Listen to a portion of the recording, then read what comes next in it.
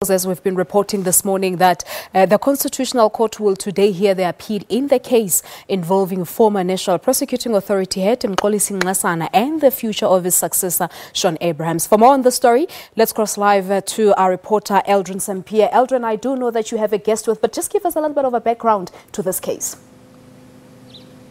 Well, yes, good morning, Balisa. Of course, as you have indicated, it's about the future of Shaun Abrahams in the office of the NDPP, but also whether Mxolisi Nxasana, his predecessor, should be reinstated into that position. Remember that the court has made a finding that Nxasana leaving office, that it was irregular and unlawful, so which means that he must then be reinstated. However, the court also made the finding that he wouldn't be suitable to be reinstated, considering that he is, quote-unquote, a man who comes at a price, he accepted 17.3 million rand, and on the other hand you have Shaun Abrahams, whom the court has found to always have sided with the former President Jacob Zuma. Let me just quickly bring in my guest, the former NPA spokesperson, Mxolisi Nxasana, and we're going to speak about how this is a moment of deja vu as well, because many years ago, back in 2005, you made the announcement, you were sitting at a press briefing on whether President Jacob Zuma will be prosecuted. Well, then he was the former deputy president of the country after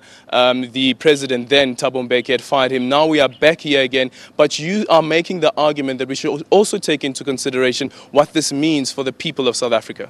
I think what we tend to overlook is the fact that the National Director of Public Prosecutions, as the name suggests, prosecutes on behalf of the public, which means the people of South Africa must have confidence in the person who is the National Director of Public Prosecutions. It must be somebody of unimpeachable character. And I think in the case of Shaun Abrahams, regrettably, he falls short of that standard.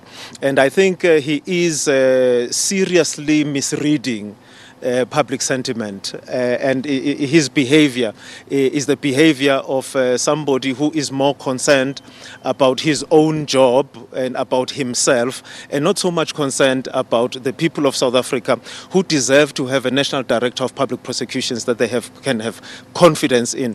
And the lack of confidence that people of South Africa have in Shaun Abrahams is not undeserved. Throughout the time that he has been National Director of Public Prosecutions, he hasn't taken any decision that could have been seen to be against or not in favor of the former President of the Republic, Jacob Zuma, who had appointed him. And we must also remember that we get to Shaun Abrahams, at least by the account of Mxolisi Nxasana, who says that President Zuma was worried that Nxasana was going to prosecute him, and therefore he removed him at paying him a 17 million rands bribe, as it were, and he put Shaun Abrahams, who has not done anything. So which means that tends to consolidate in the public's mind that Shaun Abrahams did exactly what President Zuma wanted him to do, and he didn't do what President Zuma didn't want him to do. And for him to come here now and fight for his job, it really suggests that he does not appreciate how people feel. Someone may argue that even Mxolisi Nxasana, for that matter, although out of the civil organizations who will be part to this case, 3 at least are saying that he must be reinstated, whereas Kasek is saying that no, he shouldn't be reinstated. So shouldn't Shaun Abrahams, because he, quote-unquote, accepted what amounted to a bribe. I think I would tend to agree more with Kasek's position. Again, let's look at how the National Director of Public Prosecutions is appointed. The President decides. The person who he thinks is fit and proper and can be an advocate in a court of law is accepted. So that's all that the President, there is no process that we undergo like a parliamentary process where we whittle down maybe from 15 people down to 3 and the President chooses one person. So this is, again, somebody who becomes as a result of the presidential prerogative. If you look at countries like in the United States, for instance, every president has a right right to appoint their own Attorney General, like in the United States. But there is a process to make sure that the person who is has been nominated by the president meets the requirements and is interrogated by many other people. We don't have that in South Africa. So Mxolisi Nxasana, neither Mxolisi Nxasana nor Shaun Abrahams can claim to have been the best candidates produced by a process. They were appointed by President Jacob Zuma.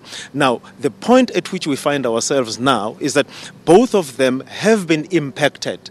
You know, Mxolisi Nxasana, in the sense that he would not fight his case and prove that he was fit and proper to be National Director of Public Prosecutions, but instead he allowed himself to be removed from his position, either because he was threatened or because there was a lure of money in front of him. And I think that if we're taking a long-term view, we would rather, as the people of South Africa, have somebody who is not tainted by any of these things, but somebody who is an upstanding jurist that everybody can have confidence in.